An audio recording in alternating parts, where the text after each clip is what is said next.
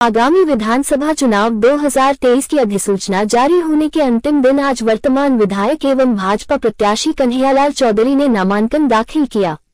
नामांकन दाखिल करने से पूर्व घाटी रोड स्थित जैन मसीहा परिसर में विशाल आमसभा आयोजित की गई। आमसभा में मुख्य अतिथि के रूप में कॉमनवेल्थ गेम्स में स्वर्ण पदक जीतकर देश का मान बढ़ाने वाली हरियाणा की महिला पहलवान व भाजपा नेत्री बबीता फोगाट ने शिरकत की। बबीता फोगाट ने अपने हरियाणवी लहजे के साथ किसी सशक्त नेत्री की तरह भाषण दिया। अपने करीब 10 मिनट के भाषण में प्रियंका गांधी व राहुल गांधी पर तंज कसते हुए कांग्रेस को आड़े हाथों लिया। बबीता फोगाट के सम्मोहित करने वाले भाषण को लेकर एक रिपोर्ट। यही वो फर्क है कि हम लोग भारतीय जनता पार्टी से पहले भारत माता का नारा लगाते हैं और कांग्रेस वाले सबसे पहले अपने नेता का नारा लगाते हैं। तो मैं इतना याद दिलाना चाहती हूँ कि आप लोग इतना विचार कीजिए कि हम भारत माता के लिए कार्य करते हैं, भारत को विश्व गुरु बनाने के लिए कार्य करते हैं। तो हमारी विचारधारा जो है वो राष्ट्र की और भारत की विचारधारा। हम सबके बीच में आज दिल्ली से हमारे सांसद रमेश बिधूड़ी जी, जिन्होंने इतना सुंदर व्यक्तित्व, इतना सुंदर उद्बोधन हम सबके बीच में दिया और अपने जो हमारे राजगुरु सुखदेव भगत सिंह जी हमें याद दिलाई वापिस से कि उन्होंने हमें आजादी किस लिए दिलाई। और साथ में हमारे रणबीर पहलवान जी, मुझे भी पता चला कि मेरे पापा के साथ पहलवानी भी की इन्होंने जंगीरा अखाड़े में। हमारे भारतीय जनता पार्टी के प्रत्याशी और आपके लाल, जैसे राधा जी ने बताया कि आपके लाल, जिनको लाल के नाम से जाना जाता है, उनका व्यक्तित्व वास्तव में ही महान होता है। और ये लाल जो नाम दिया है वो आप लोगों का दिया हुआ है। जैसे हमारे प्रत्याशी कन्हैयालाल जी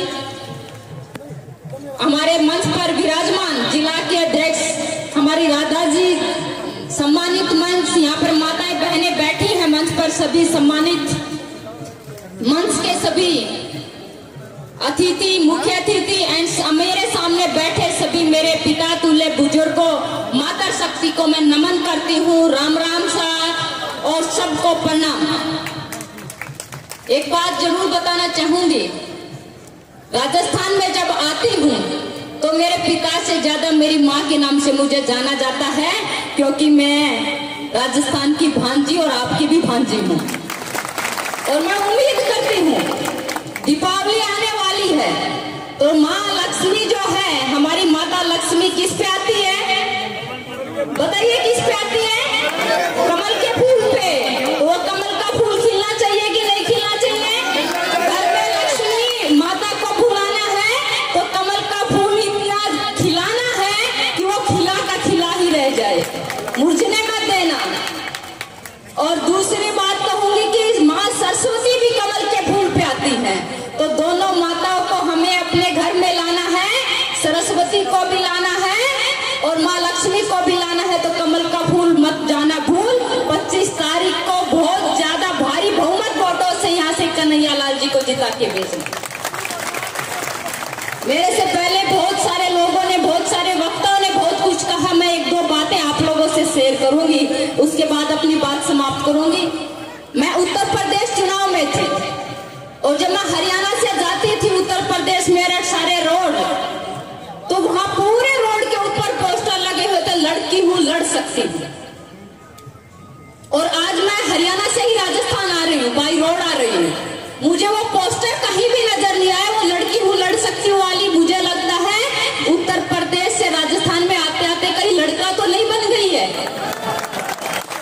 सोचने की बात है, जो भीलवाड़े के अंदर आई है और जिस माता बहन की आग उनका दुष्कर्म करके आग के अंदर झोंक दिया गया, उस माता बहन को, उस परिवार तक जाने की उसकी लड़की की हिम्मत नहीं हुई, तो मुझे लगता है वो आज लड़की नहीं रही, वो लड़का हो गए थे।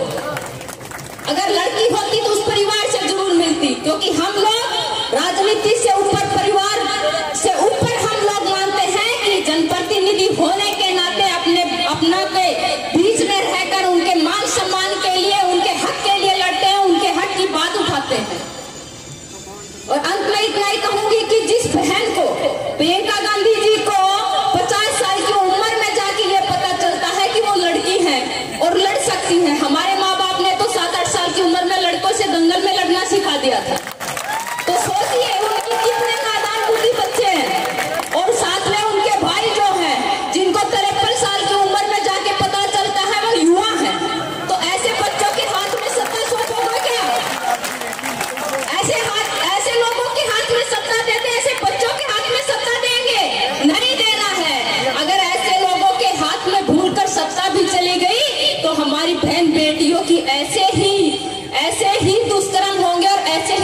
भ्रष्टाचार होंगे।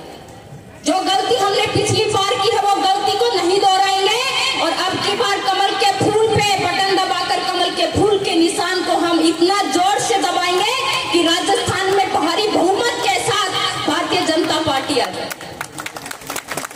सिर्फ कन्हैया लाल जी की नहीं, मुझे विश्वास है यहाँ पे बैठे सब लोग, मैं देख रही थी कि एक तो आते हैं कि रैली में आगे चलो भाषण सुनने, लेकिन पूरे दिल और मन के साथ अगर मैंने देखा है तो पूरे दिल और मन के साथ कन्हैया लाल जी के साथ आज जितना भी लोग जुड़े हैं वो मन के साथ जुड़े हुए हैं, इनको जिताने के लिए जुड़े हुए हैं, अपने आप को कन्हैया लाल मानकर आज घर घर तक पहुंच रहे हैं। एक तरफ जो कांग्रेस की सरकार है जिन्होंने राजस्थान को न सिर्फ भ्रष्टाचार के मामले में बल्कि महिलाओं के अत्याचार के मामले भी में नंबर 1 बना दिया है, दूसरी ओर माननीय प्रधानमंत्री नरेंद्र मोदी जी हैं जिन्होंने नारी शक्ति मंदन अधिनियम भी लाकर अपनी बहन बेटियों को यह दिखाया है कि हम आपकी सिर्फ रक्षा और सुरक्षा की चिंता नहीं करते हैं कि आप नीति निर्माण में भी आपकी सहयोगिता और आपकी भागीदारी जरूरी है। आज तक तो मेरी बहनें जो पॉलिटिकल साइंस पढ़ती थी, लेकिन नारी शक्ति मंदन अधिनियम भी के आने के बाद मेरी बहनें पॉलिटिक्स मतलब राजनीति भी करेंगी और राजनीति के साथ साथ बहन बेटियों के लिए जो भी न्याय के लिए अगर कोई लड़ेगा, मेरी बहनें जो है वो न्याय के लिए लड़ेगी और उनके लिए कानून भी बनाएंगी। इसके लिए उनकी भागीदारी बहुत जरूरी है।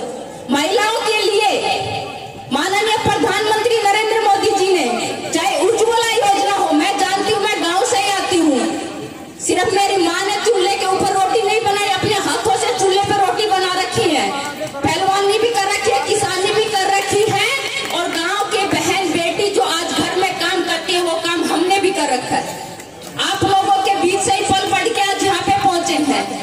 वो मौका अगर किसी ने दिया था, मेरे माता पिता ने हमें दिया था, मैं आपको बताना चाहूंगी अगर आप भी अपनी बेटियों को मौका देंगे तो जिस तरह माननीय प्रधानमंत्री जी ने मौका दिया राजनीति में आने के लिए बहन बेटियों को, तो वो बहन बेटी अपने मेहनत के बलबूते, अपने हिम्मत के बलबूते आप लोगों का नाम ऊंचा करेंगे। और एक बात और बताना चाहूंगी, माननीय प्रधानमंत्री नरेंद्र मोदी जी ये करवाना जो प्रधानमंत्री आवास योजना जो है जिसके प्रति जो लोगों को घर मिलते हैं वो भी बेटियों के नाम होता है। ये सम्मान अगर किसी ने दिया है तो प्रधानमंत्री जी ने दिया है। तो एनडीए के अंदर और सैनिक स्कूल में अगर उनको आरक्षण दिया है, उनकी भागीदारी सुनिश्चित की है तो माननीय प्रधानमंत्री नरेंद्र मोदी जी ने की है। प्रधानमंत्री जी सिर्फ महिला की सुरक्षा की चिंता ही नहीं करते हैं, महिलाओं का सम्मान, उनकी सुरक्षा और उनका आत्मनिर्भर बनाने के लिए हर वो कदम और हर वो कड़े से कड़े फैसले भी लेते हैं जो मेरी बहनों के लिए बहुत ही जरूरी थे और अत्यंत जरूरी थे। बहुत ज्यादा कुछ ना कहते हैं, बस आप सब लोगों का मैं तहे दिल से शुक्रिया अदा करती हूँ कि आप लोगों ने जो सम्मान प्यार दिया है, इतना ही सम्मान प्यार हमारे कन्हैया लाल जी को दीजिए। और खासकर माता बहनों से कहूंगी, आपकी भांजी होने के नाते अगर मेरा कोई दादा ताऊ काका काकी रूसरा हो तो उन्हें मना लियो, क्योंकि मैंने यूं बेरा है जब मेरी दादी ताई बहन अगर ताऊ न मना लेंगे तो उन्हें नाट हो न सके और सबने नाट करने पर उन्हें यूं बेरा रोटी तो माता बहनों के हाथ के ही खानी है तो उनको मना नहीं करेंगी। इसलिए आप लोग घर में अगर कोई पड़ोसी भी रूसरा है तो उन्हें भी मना लियो, दादा ताऊ अगर रूसरा तो उन्हें भी मना लियो, ये तारी जिम्मेवारी है। मनाओगे कि नहीं है? और क्या करे बोलो भांजी अगर कुछ लेने आ जाए तो नाट्य नहीं करे। तो मैं आज आप लोगों से बस ये वादा लेने आई हूँ कि आने वाले 25 तारीख को कमल के फूल पर बटन दबाकर हमारे कन्हैया लाल जी को आप जिता के भेजेंगे ना? भेजेंगे ना? पक्का हाथ उठा के विश्वास दिला दीजिए। बहुत बहुत धन्यवाद। मैं आज यहाँ से खुश होकर जा रही हूँ कि मेरे इतना सम्मान आप लोगों ने किया कि कन्हैया लाल जी को भारी बहुमत से जिता के भेजेंगे। इन्हीं शब्दों के साथ दिल से धन्यवाद, आभार।